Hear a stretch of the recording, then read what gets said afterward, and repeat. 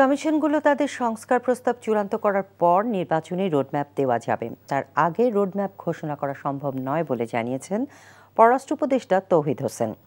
জাতিসংঘের সাধারণ পরিষদ নিয়ে আয়োজিত সংবাদ সম্মেলনে প্রশ্নোত্তরে পররাষ্ট্র উপদেষ্টা আরও জানান, আগামী নভেম্বরের বিমস্টেকের বৈঠকে ইউনূস মোদির দ্বিপাক্ষিক বৈঠক হবার সম্ভাবনার কথা জানিয়ে উপদেষ্টা বলেন, পারস্পরিক স্বার্থেই ভারত পাকিস্তানের সঙ্গে সুসম্পর্ক রাখতে চায় বাংলাদেশ। আরও জানাচ্ছেন মুকসিমুল আহসান।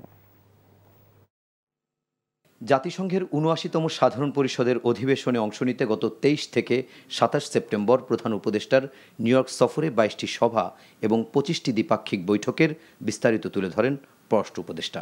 সংবাদ সম্মেলনে তিনি বলেন, এবারের সফর বিভিন্ন কারণে গুরুত্বপূর্ণ। এটার গুরুত্বটা আপনাদেরকে বুঝতে হবে অন্যভাবে।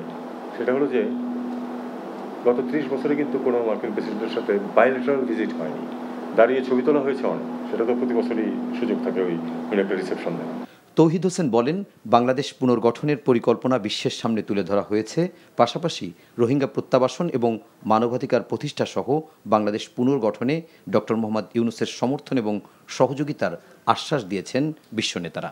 এক প্রশ্নের উত্তরে তিনি বলেন, প্রয়োজনীয় সংস্কার করার পরই নির্বাচন দিতে চায় সরকার। ৬টা কমিশন গঠন করা হয়েছে, তাদের নোটিফিকেশন বোধহয় ২-১ দিনের মধ্যে হবে। তাদেরকে ৩ মাস সময় দেওয়া হয়েছে, অর্থাৎ এন্ড অফ ডিসেম্বর অথবা আর্লি জানুয়ারি তারা তাদের রিকমেন্ডেশন প্লেস করবে। তখন আরও কিছু স্টেক হোল্ডারের সাথে আলাপ আলোচনার প্রশ্ন আছে।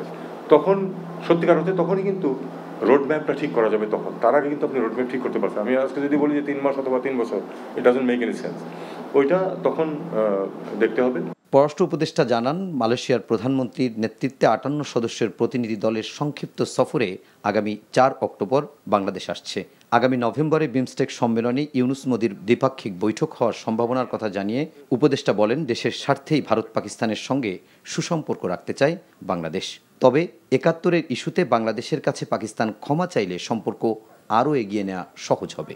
ভারতের পররাষ্ট্রমন্ত্রীর সাথে সাক্ষাতে আমরা উভয় পক্ষ একমত হয়েছে যে আমাদের পরস্পরের সাথে সুসম্পর্ক প্রতিষ্ঠা করা প্রয়োজন। পাকিস্তানের ব্যাপারে ভালো সম্পর্ক অবশ্যই করার চেষ্টা করব, তবে ৭১ও থাকবে।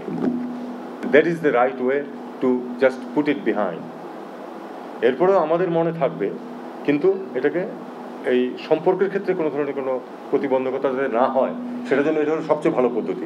গণহত্যার দায়ে শেখ হাসিনার বিরুদ্ধে আন্তর্জাতিক অপরাধ আদালতে এখনও মামলা করার সিদ্ধান্ত হয়নি জানিয়ে পররাষ্ট্র উপদেষ্টা বলেন, চাইলে যে কোনো ব্যক্তি মামলা করতে পারেন। শেখ হাসিনাকে দেশে ফিরে আনার ব্যাপারে ভারতের পররাষ্ট্রমন্ত্রীর সাথে বৈঠকে আলোচনা হয়নি বলেও জানান পররাষ্ট্র উপদেষ্টা। Muksimul Ahsan, NTV news, Dhaka.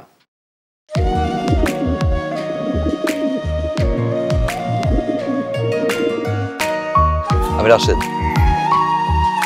আমি সুফিয়া। আপনার পোষা কবুতর, আপনার মায়া এখনো ছাড়তে পারেনি, এই জন্য উড়ে চলে আসছে। মায়া হচ্ছে ম্যাজিকের মতো, একবার মায়া বললে সহজে ভোলা যায় না। তুমি কি পাগল? আমি পাগল তো। সুফিয়া,